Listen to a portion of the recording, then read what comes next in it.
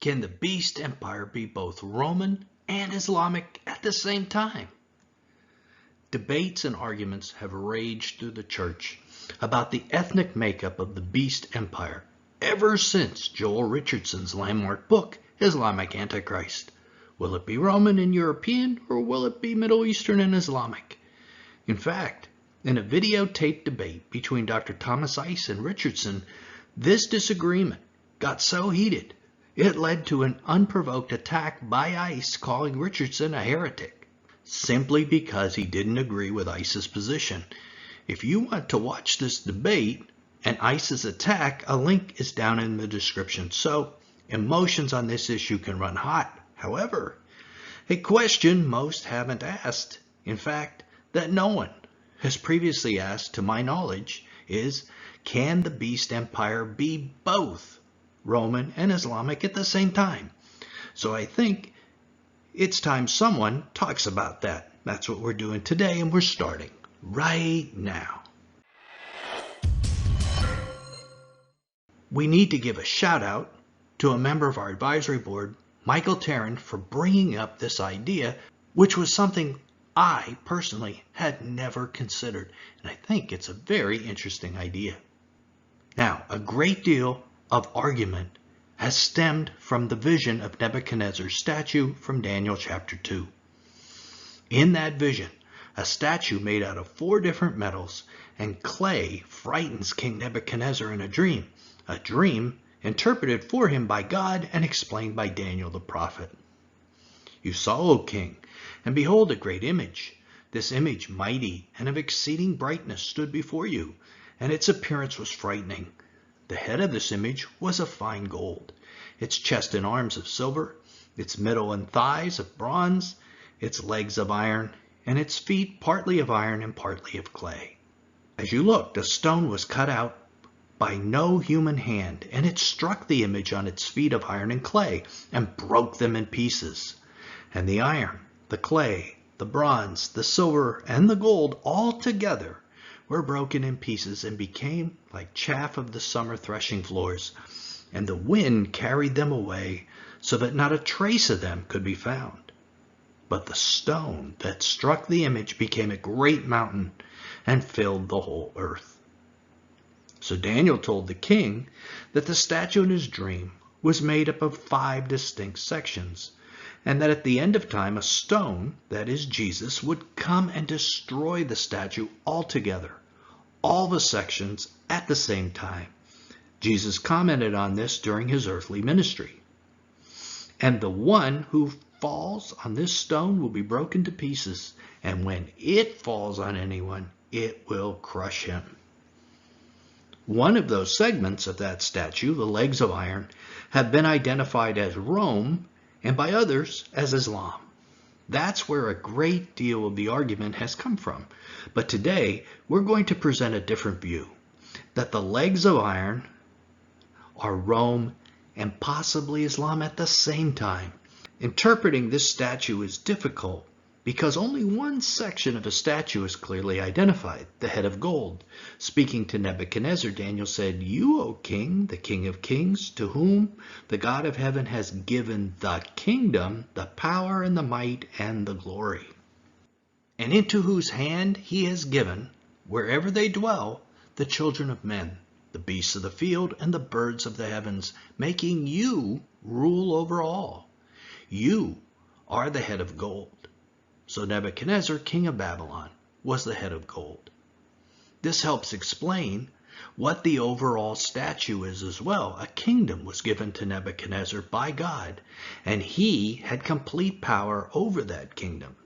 So the statue is the kingdom that was given, which is Babylon. And it is a continuous statue all the way until it is crushed by the stone that is Jesus. We are then told the next empire was silver, and another kingdom inferior to you shall arise after you. So from this we see the landmass and people of the kingdom of Babylon will be given to a second kingdom, which we know historically was Persia, and we are also told this kingdom was inferior to Babylon. have to ask, in what way was it inferior? It was a bigger and more powerful empire. But in the Bible, we hear about something known as the law of the Medes and the Persians, that once a law was signed, even the king could not undo it. So the power of the king was not completely absolute, not like Nebuchadnezzar's. So it was inferior in terms of kingly power. Then we learn about a third kingdom that most assume is Greece, and yet a third kingdom of bronze which shall rule over all the earth. Here we see an example of exaggeration, with Daniel saying Greece would rule over all the earth, when we know this was simply all the known earth. Again, it is the landmass and people of the original Babylonian kingdom that Greece controlled. Daniel is calling that the earth. Next, we come to the legs of the statue, and here is where the controversy begins. The legs of iron will be the next kingdom to control the landmass and people of Babylon. And there shall be a fourth kingdom, strong as iron, because iron breaks to pieces and shatters all things. And like iron that crushes, it shall break and crush all these. Those that favor Rome point out that after Greece and the Hellenistic kingdoms, Rome was the very next empire on the world stage. Rome assumed control of some of the Middle East directly from Greece, and it was the next kingdom in line. Those that favor Islam, however, point out that they're the ones that conquered the western branch of the Roman Empire in 1453. That Rome doesn't exist right now, although the legs exist right up until the toes are formed. Yes, the Vatican exists, but they don't control the Middle East, and they're not really an empire. And it is critical that the Iron Kingdom exists right up until the time of the statue's 10 toes, when the 10 kings form. Additionally, Rome nor the Pope ever controlled the Persian aspect of the empire. They never did. And Daniel 2:40 specifically says that the Iron Kingdom would break and crush all these, meaning the previous kingdoms of gold, silver, and bronze. The Iron Kingdom must have defeated and crushed each of these, including Persia. Yet that's something Rome never did historically. So we have a bit of a dilemma. And that's kind of the reason that we're doing this video. Neither Rome nor Islam seems to be a completely perfect fit. The question that then arises is, what if the legs of iron include both Rome and Islam? This is a new idea proposed by our advisory board, and we'd like to explore it together with you. If you have additional ideas about this theory, then by all means share them in the comments. We are suggesting the possibility that the legs of iron might include more than a single earthly kingdom. And we are specifically told in the text that the Iron Kingdom is plural. After all, it's the legs of iron, not a leg of iron. And we know from history Rome was divided into an Eastern Kingdom and a Western Kingdom. This happened in 285 AD, so this kind of fits. The Western Kingdom is where Rome was located, and it was defeated in 476 AD by the Germanic tribes in Europe. So Europe inherited the Western leg. The Eastern or Byzantine Empire existed almost 1,000 years longer. It is so funny that when someone hears Rome, they always think about the Western Empire, the one where the city of Rome was located, neglecting that the Eastern Empire was Roman too and lasted a whole lot longer. And the Western Empire was defeated by the Islamic Caliphate in 1453. As we mentioned, Islam inherited the Eastern leg. So both Roman empires were defeated and no longer exist. But throughout the entire period from 285 AD on, both legs existed and will exist until the feet either form or had already formed. So the question Michael Taryn posed to our advisory group is, are Europe and Islam the successors of the two Roman legs on the statue? It appears that they might be, but we must ask, are they both iron in their makeup? And there shall be a fourth kingdom strong as iron, because iron breaks to pieces and shatters all things. Certainly, both Europe and Islam are conquering kingdoms. At one time, Europe conquered and controlled a great deal of the world with colonies, and Islam currently controls 1/4 of the world's landmass. Both could classify as iron then. And if both legs are the iron or conquering or colonizing kingdom, then the problems we stated up front aren't the problem anymore. The iron began right after the Greek Empire, and also it conquered and crushed all of the previous empires, including Persia, because Islam is included in the iron. So this new radical theory is that Rome followed Greece and split into two legs of conquering, colony-building empires, and that Europe and Islam inherited those empires from Rome, that they are the continuation of the two iron legs. If this new radical theory is true, and we're not saying it is yet, we're exploring this together as a community, trying to work out the bugs in this theory. But it is an interesting theory, isn't it? So if it's true, what happens when the feet and toes form? We are told it becomes iron mixed with clay. It's possible the feet portion actually is formed already. Let's see what Daniel says. And as you saw, the feet and toes, partly of potter's clay and partly of iron, it shall be a divided kingdom. But some of the firmness of iron shall be in it, just as you saw iron mixed with the soft clay. And as the toes of the feet were partly iron and partly clay, so the kingdom shall be partly strong and partly brittle. Interesting word, brittle. As you saw the iron mixed with soft clay, so they will mix with one another in marriage, but they will not hold together, just as iron does not mix with clay. So the iron will transition in the feet and toes section of the statue to be iron mixed with clay. What in the world does this mean? Specifically, what does the clay represent? We kind of figured out the iron. It's a colony building, expansive type of empire. But what's clay? Some have considered that it means Israel, some Christianity, and now in this video, we are offering another view. If you look at the metals, gold, silver, bronze, and iron, they represented kingdoms ruled by kings. However, that is not the typical form of government today. Most nations are republics, governed under some kind of representative form of government. In other words, the leaders in most European and Middle Eastern nations are elected. Could the clay be democracy? Let's look at what the passage says. And as the toes of the feet were partly iron and partly clay, so the kingdom shall be partly strong and partly brittle.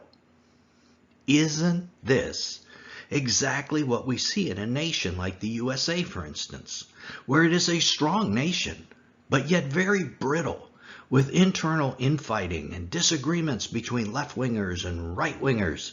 This idea of clay being democracy fits the part perfectly, and it fits the overall prophecy that seems to be about the power of the king. Remember, Nebuchadnezzar was the head of gold because he had absolute power. Obviously, in a democracy, the king's power is held by the people, by the clay. Then we come to one of the most challenging passages in the whole Bible. I don't think the ESV does a great job on this verse, so let's look at the King James Version, which is pretty close to the original Aramaic. As you saw iron mixed with ceramic clay, they will mingle with the seed of men, but they will not adhere to one another, just as iron does not mix with clay. As we said, this verse is very challenging. When the term seed of men is seen, most think in terms of the human genome, which brings up all kinds of ideas. Things like angels breeding with humans, or cyborgs, or human enhancements of some kind. Even a computer interface with a human mind. Now, all of these things could potentially be possible. And this is one verse that has spawned a number of books and videos. But a similar idea is that monarchy-based Iron Kingdom principles of conquest and colonization don't mix in a democracy or republic. If this is the correct interpretation, we are there right now. Nearly all European countries and most of the Middle Eastern countries have elections and republic forms of government, at least on paper. 200 years ago, this was not true. So this is something very new on the world stage. And the statue reflects this because the feet are at the bottom of the statue and are the part that the Lord Jesus hits and pulverizes when he returns. If this idea is true, it also has an impact on who the 10 kings will be. Those who favor the legs of iron being Rome envision 10 European kings being the 10 toes.